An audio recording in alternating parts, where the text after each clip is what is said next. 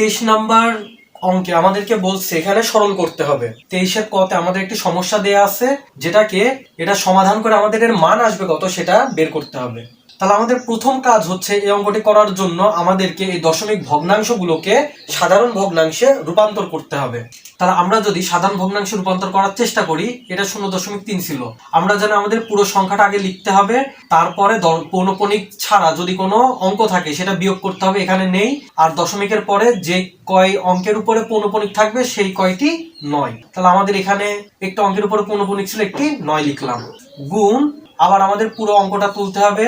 পৌনঃপুনিক ছাড়া এখানে একটি অঙ্ক আছে, সেটি হচ্ছে 8, তাহলে সেটি বিয়োগ দিতে হবে। দশমিকের পরে একটা অঙ্কের উপরে পৌনঃপুনিক একটি 9 এবং পৌনঃপুনিক ছাড়া একটি অঙ্ক আছে, এজন্য একটি 0।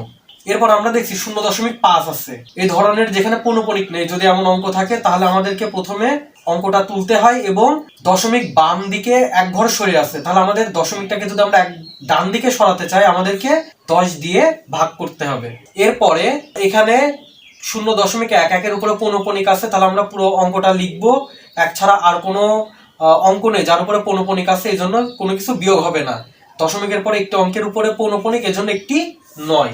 এরপরে 0.35 যেখানে 5-এর উপরে পৌনঃপুনিক, তাহলে আমরা পুরো অঙ্কটা লিখবো। পৌনঃপুনিক ছাড়া একটি অঙ্ক আছে 3, সেটি বিয়োগ যাবে। দশমিকের পরে একটি অঙ্কের উপরে পৌনঃপুনিক আছে, এই জন্য একটি 9, আর একটি অঙ্কের উপরে পৌনঃপুনিক নেই, এই জন্য একটি 0। ভাগ, পরের অঙ্কের জন্য শুধু 8, পৌনঃপুনিক ছাড়া একটি অঙ্ক আছে, সেটিও আবার 0, তাহলে এখান থেকে 0 বিয়োগ। আর দশমিকের পরে একটি অঙ্কের উপরে পৌনঃপুনিক আছে, এই জন্য একটি 9, আর একটি অঙ্কের উপরে পৌনঃপুনিক নেই, এই জন্য একটি 0।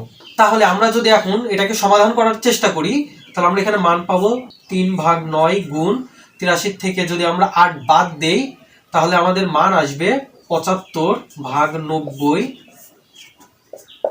ভাগ, আমাদের এটা হবে 5, হরে যাবে 10 গুণ 1/9 যোগ 35 থেকে যদি 3 বাদ দিই, তাহলে আমরা মান পাবো 32 ভাগ, এখানে 8 থেকে 0 বাদ দিলে 8 এবং হরে থাকবে 90। তাহলে এখন যদি আমরা একটু ক্যালকুলেশন করার চেষ্টা করি, তাহলে 3 দিয়ে ভাগ দিলে, এখানে যদি লঘিষ্ঠকরণ করার চেষ্টা করি, তাহলে উপরে থাকবে 1, নিচে থাকবে 3।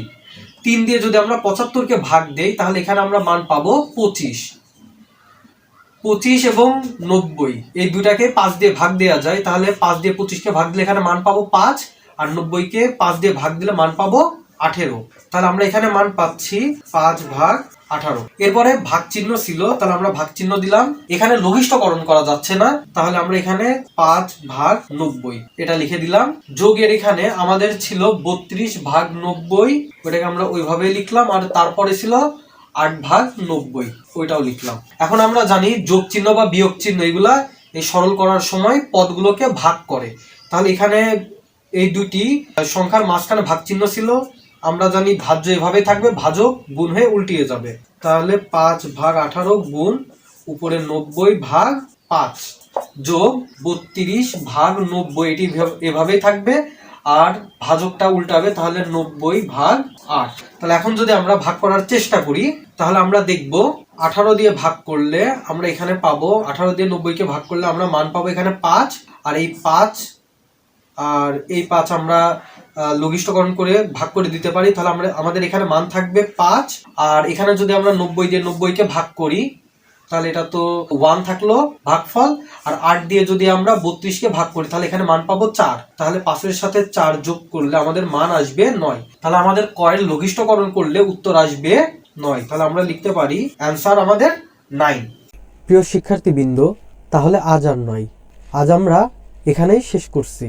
তোমাদের যদি কারো কোনো সমস্যা থেকে থাকে, তাহলে তোমরা আমাদেরকে আমাদের ফেসবুক গ্রুপ এবং আমাদের ফেসবুক পেজে জানাতে পারো। আমরা আমাদের পক্ষ থেকে যথাসাধ্য চেষ্টা করব তোমাদের সহায়তা করার।